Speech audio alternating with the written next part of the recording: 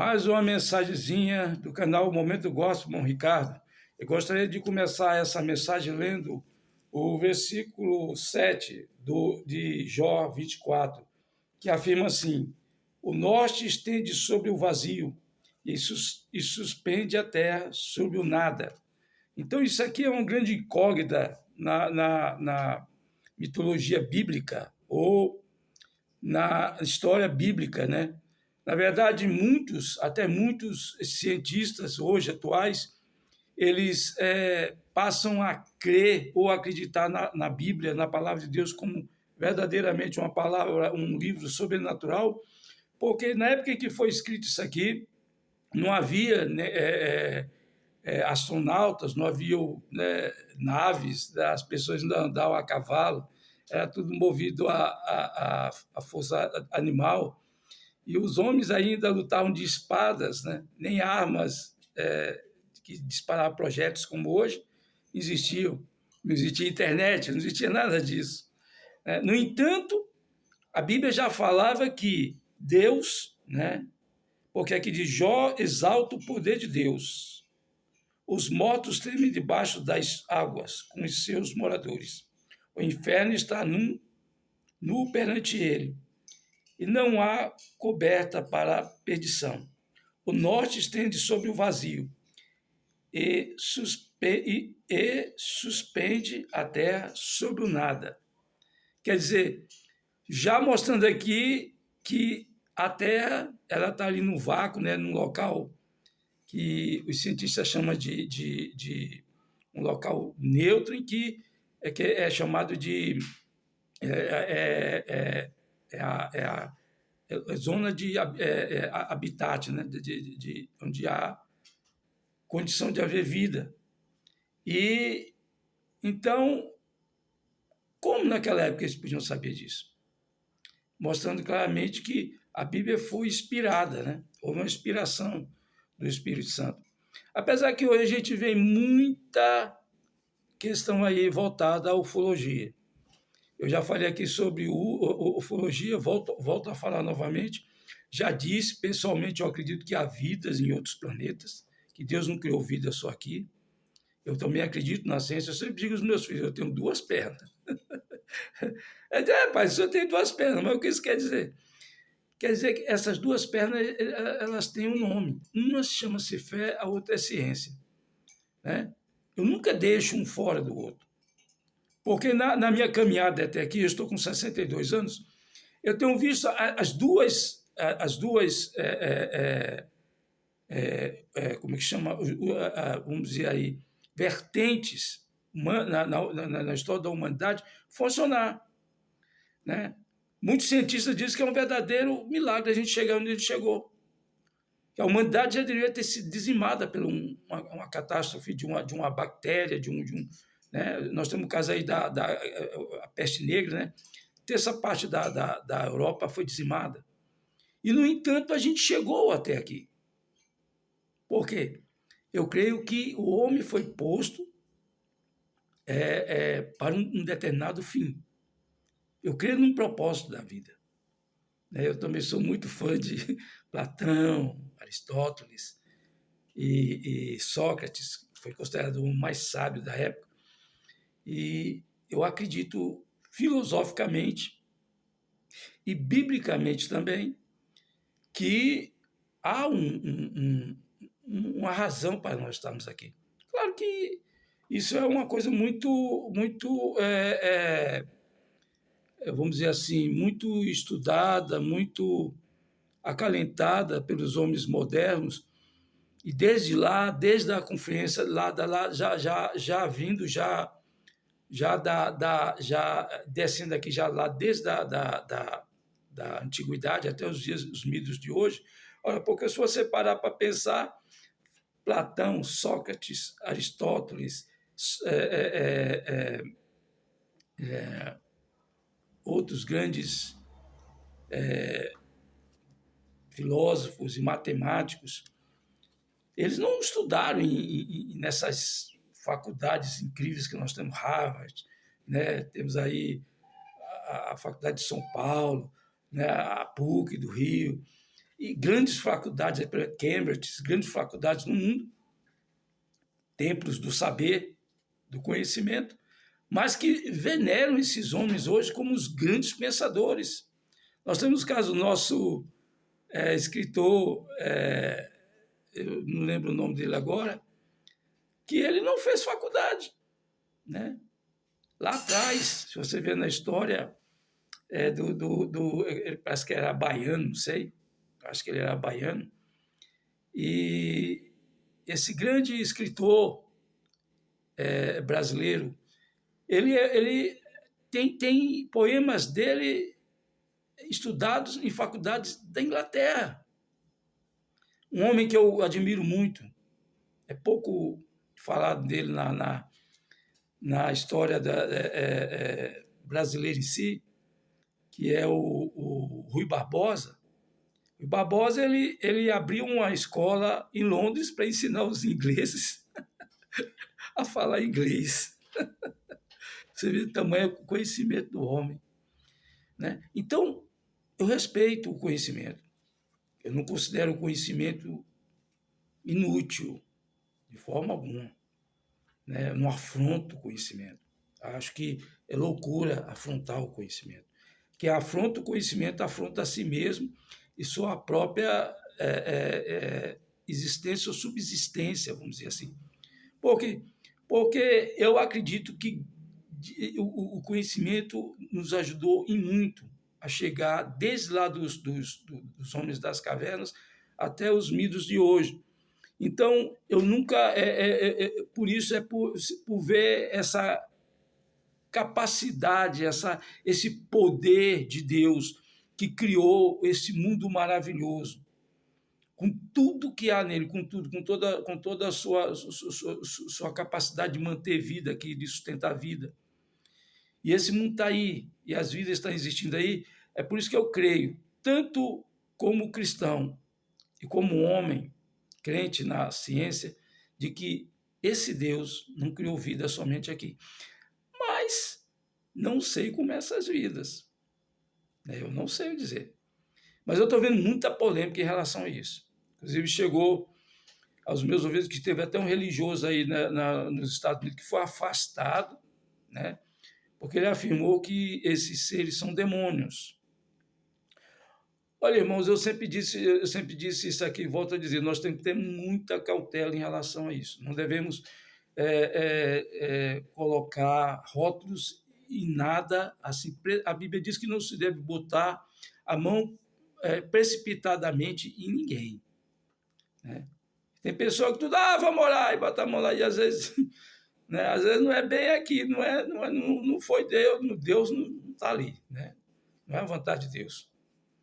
Eu vi um testemunho de uma vez de um pastor que ele veio falar de um testemunho de um outro pastor, um grande homem de Deus na época, e ele orava muito pelas pessoas, e houve um homem que lhe chamou para que ele orasse por ele.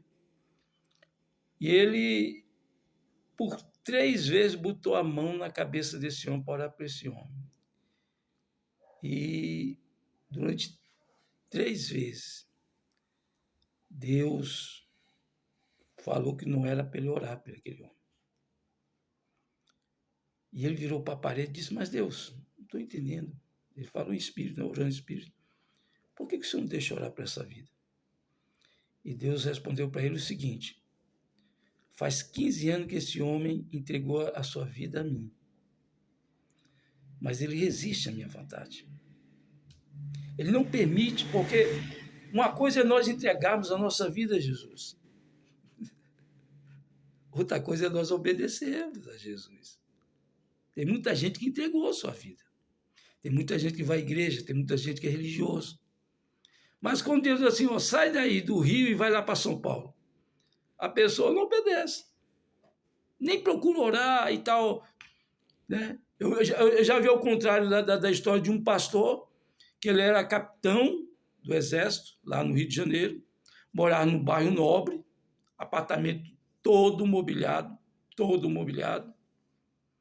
e ele estava muito bem de vida, tinha uma excelente qualidade de vida.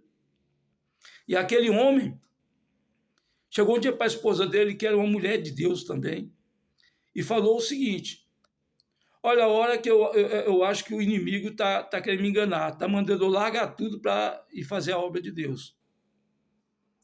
E ela vamos orar. Mas ela já estava sabendo que aquilo era Deus, mas deixa. Ele estava trabalhando no cabeça, né? Ali, no cabeça do corpo, né? Que era ele. E passado, eu acho que um mês e pouco, ele conta que chegou para a esposa dele e falou: mulher, tem jeito não. Não é inimigo, não. É Deus mesmo que está mandando eu largar tudo e fazer a obra dele. A mulher olhou para ele e disse: e você acredita mesmo que o inimigo ia mandar você fazer a obra de Deus? Se o inimigo ele é inimigo de Deus e da sua obra, como é que ele vai mandar você fazer a obra de Deus? Não tem sentido isso aí. Aí ele disse: então nós vamos obedecer. Foi evidente. O que ele fez? Pegou o apartamento com tudo que estava dentro, fechou, botou à venda, subiu o morro, alugou um lugarzinho lá para ele e a família. Diz que à noite os filhos não gostou, né? Porque saiu do bem bom, do conforto, para ir embora da favela. À noite os pernilongos só faltava voar com ele, a esposa e os filhos no colo. E aquele homem de Deus sofreu. Largou tudo, o bom emprego que tinha, o salário que tinha no exército, tudo para simplesmente viver da obra do Senhor e fazer a obra de Deus. E aquele homem sofreu, evangelizou, pregou, falou de Jesus, ganhou almas para Cristo. E quando estava já terminada aquela obra ali, que ele montou aquela igreja, que estava toda pronta a igreja, toda com tudo, som, tudo já, o púlpito lá, as ovelhas, tudo. Aí Deus fala para ele: bota outro no lugar e vai para outro lugar, começando da estaca zero novamente. E disse: eu não aguento mais. Mas tu mandou. Fez isso aí. E ele botou um presbítero ali, um obreiro, foi para outro bairro, né? Naquele complexo ali de que hoje a gente chama de comunidade. Antigamente se chamava nome mesmo, favela, e não era nem perto do que é hoje. A gente vê hoje, né, esses locais com casas já bem mais dignas e tudo. Naquela época era barracão mesmo, era barraco. Isso era, eu acho que coisa da década de 70, por aí. E ele foi, não sei precisar o ano mais ou menos, mas dá a entender pela idade dele que era bem antigo isso aí. E ele foi, começou de novo, passou por tudo que ele passou lá no primeiro local, e quando terminou a obra, quando estava tudo já terminado, quando a igreja estava montada, Deus chega para ele e diz: agora vai para Goiânia, que lá eu vou te prosperar. E aquele homem se tornou nada mais, nada menos, pelo o porte dele, pela forma como ele se impunha, a capacidade técnica, de conhecimento em números. Ele se tornou o tesoureiro presidente, nada mais, nada menos, para controlar todo o dinheiro de caixa da Convenção Nacional das Igrejas Batistas Renovadas do Brasil. Né? Todo o dinheiro de caixa passado das igrejas batistas passa pela mão daquele homem. Claro, ele tinha um salário dele que era tremendo, né? Mas Tudo por quê? Porque a Bíblia diz, eu honro os que me honram, os que me desprezarem são desmerecidos. Ele ouviu a voz de Deus, como Abraão ouviu quando estava na Mesopotâmia, né? Vai para a terra que eu te darei como herança. Então, há uma diferença entre você aceitar Jesus, você entregar sua vida a Jesus e você obedecer a Deus.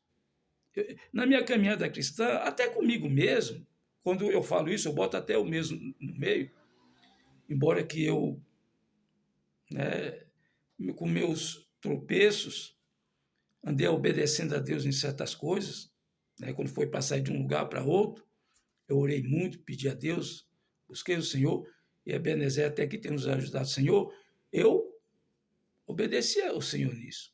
E sempre falo para o Senhor, eu estou aqui. Diga o diabo o que quiser dizer, porque ele é o grande acusador. Ele pode falar o que ele quiser dizer, mas eu vim, eu obedeci.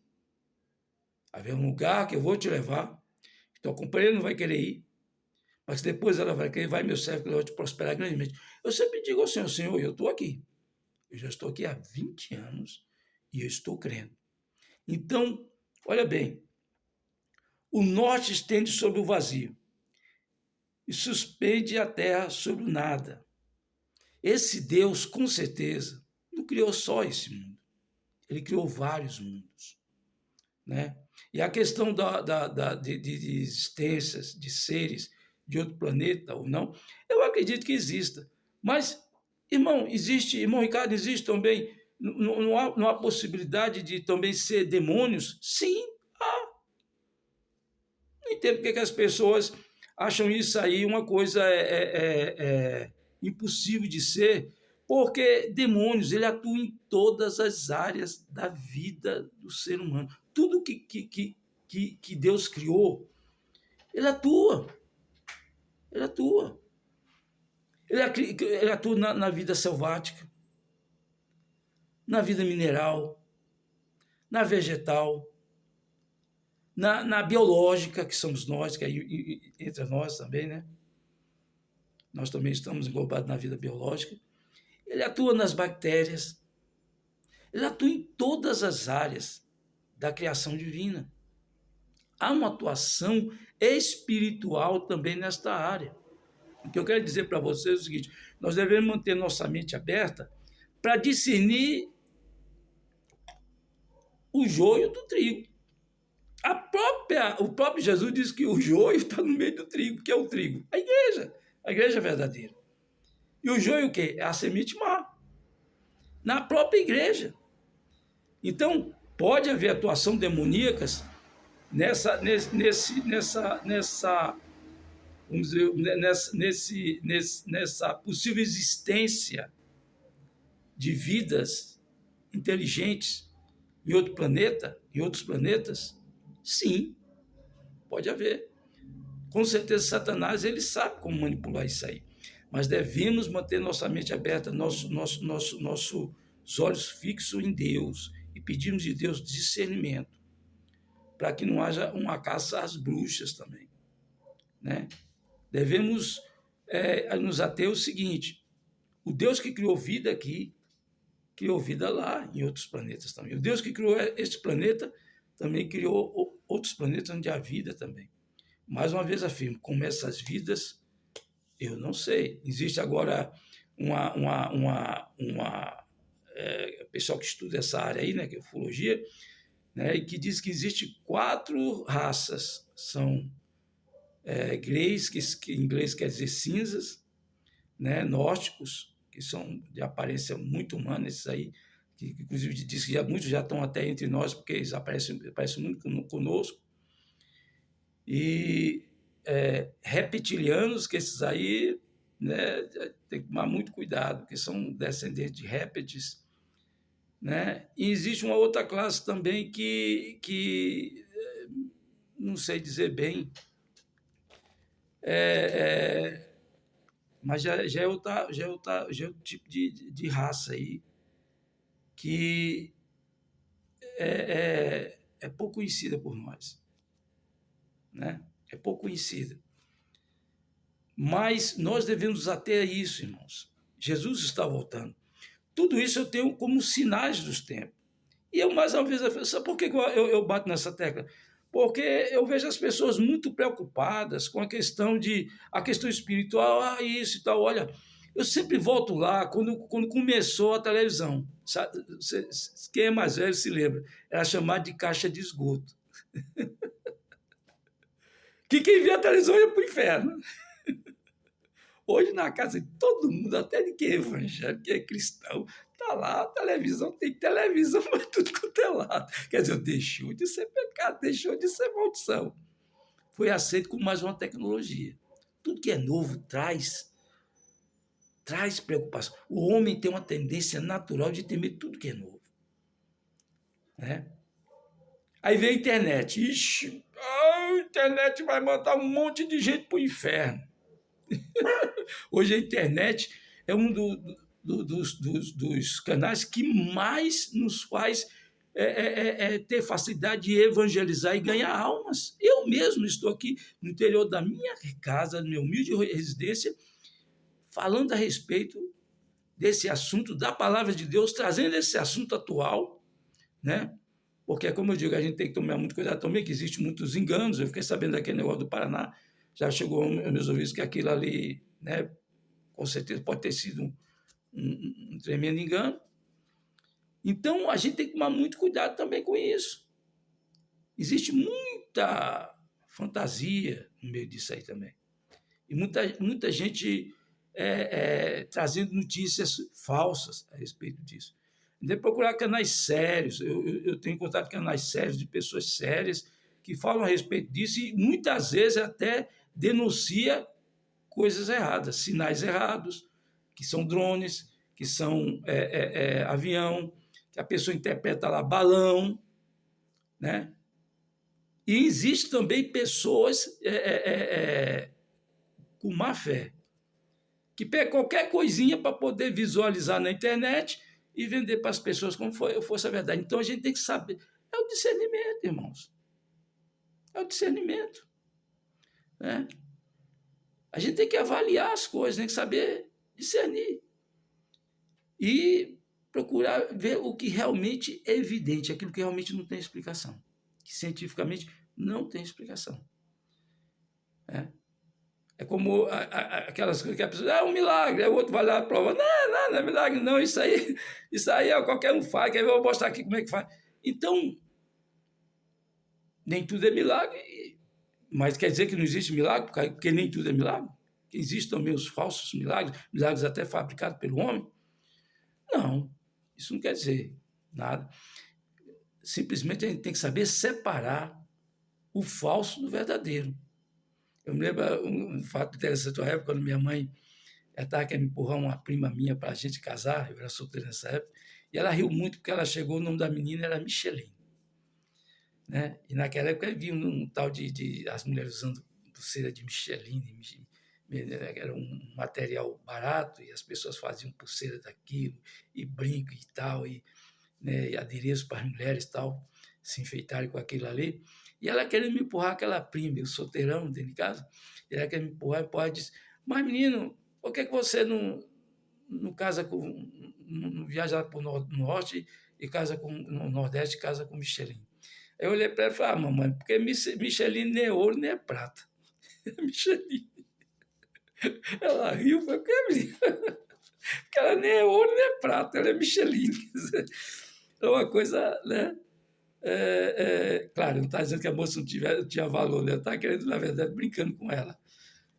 Mas mais tarde, Micheline casou com outra pessoa lá, com certeza uma moça muito feliz. Eu também me casei com outra pessoa muito feliz, então Deus abençoe. Mas é assim que você tem que fazer, você tem que separar o joio do trigo, né? O que é verdadeiro do que é falso, do que realmente procede, do que realmente cientificamente não há explicação. O próprio cientista olha e diz, olha, eu não sei, isso aí eu não sei dizer o que é. Porque uma coisa é você orar pelo ser desse e ele evaporar na sua frente, desaparecer. Você repreender em nome de Jesus, por quê? Porque se ele sumiu, se ele se afastou de você, se ele temeu a sua palavra de autoridade em nome de Jesus, o sangue de Jesus tem poder, é demônio. É espírito maligno. Mas se ele não ficou ali olhando para você, e você fala, pá, pá, pá, como aconteceu, acho que foi na década de 70, eu acho, um casal, inclusive até religioso, e eles foram abduzidos, levados para o interior da nave, e lá apresentaram eles seres muito parecidos com a gente, mas as orelhas, né, bem pontudas. E o cara, o religioso, ele quis exorcizar o ET. E o ET ficou olhando para ele. Quando ele acabou de falar, que ele, né, de orar, de repreender e tal, e tal, e tal, e tal, o ET olhou para ele e disse assim, olha, nós também acreditamos que o Criador existe e que ele é a única fonte de toda a criação que há. Mas nós não somos nem demônios, nem espíritos, nós somos... Toca aqui em mim, eu sou real, como você, eu sou matéria. Então, né? Demônio que resiste no nome de Jesus, não existe. Não existe, não. Mas também não posso dizer se eles são bons ou são maléficos, também não sei. Por quê? Porque são seres de outras galáxias, né? De outros planetas. Então eu não posso dizer.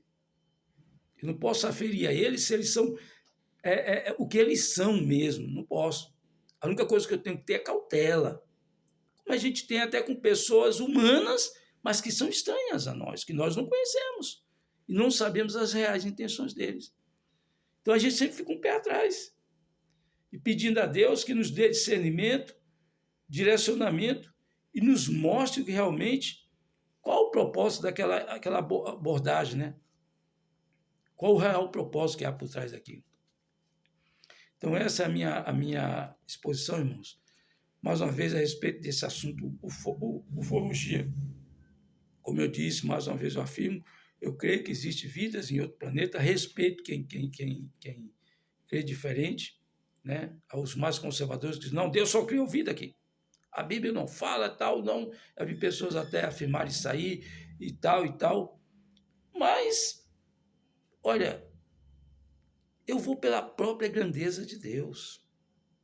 Você vê que o homem tem o poder de ir à Lua, agora já está querendo ir em Marte, daqui a pouco o homem está querendo ir em lugares mais distantes. E se o homem que Deus criou está fazendo isso, porque seres de outros planetas, e talvez de muito mais tecnologia, muito mais avançada que a nossa, já não esteja fazendo isso há milhares e milhares de anos. E só, né, na Segunda Guerra Mundial, foi visto relatos de pilotos de avião, tanto ingleses como alemães, que viram os famosos Foo Fighters, que eles chamavam, o nome que eles davam, que eram bolas de luzes que seguiam aviões. Então é muito fácil dizer é demônio, né? É muito fácil também dizer não é. Agora, o difícil é eu buscar em Deus discernimento do que realmente é. Para mim, são sinais dos tempos que estão aí aflorindo e reafirmando cada vez mais que está às portas o retorno de Cristo. Amém? Fiquem todos na paz do Senhor. Tenham uma boa noite.